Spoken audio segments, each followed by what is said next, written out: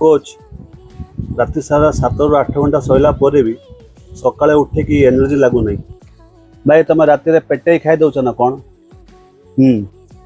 खाଇବା भल लगिले टे पेटे खाई दौचु ब्रो आमर ओडिशा रे गोटे प्रॉब्लम अच्छी लोक मैंने पूरा पेटे खाई दौरान पूरा एपर्यंत राति तुम जब पेटे खाइब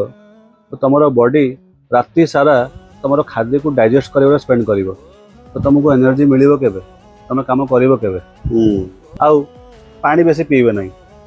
तुम जान 20 किलो वजन को आमको दरकार 1 लिटर पानी। अच्छा आ तुम मु श्योर अच्छी तुम पूरा दिन में तुम 2 लिटर पानी पी नो पानी तो 2-3 ग्लास ही हो 2-3 लिटर तो दूर कथा आउ भाई तुम फिजिकल एक्सरसाइज केते थरे कर सकाळे मु 8टा बेले उठे फिजिकल एक्सरसाइज बिल्कुल करूँ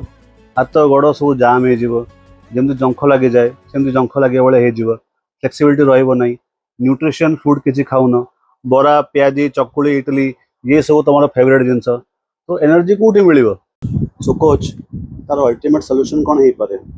आगे तो भाई पेटे खावा बंद करो 80% खाओ 20% एक्सरसाइज करो ब्रेकफास्ट लाइट करो लंच लाइट करो डिनर लाइट करो फ्रूट्स खाओ ग्रीन वेजिटेबल्स खाओ लाइफ स्प्राउट्स गुड़ा खाओ सेगुड़ा सब एनर्जी प्रोड्यूसिंग जिनस अच्छी आमर बॉडी रे से डाइजेशन भी भल प्रकार हुए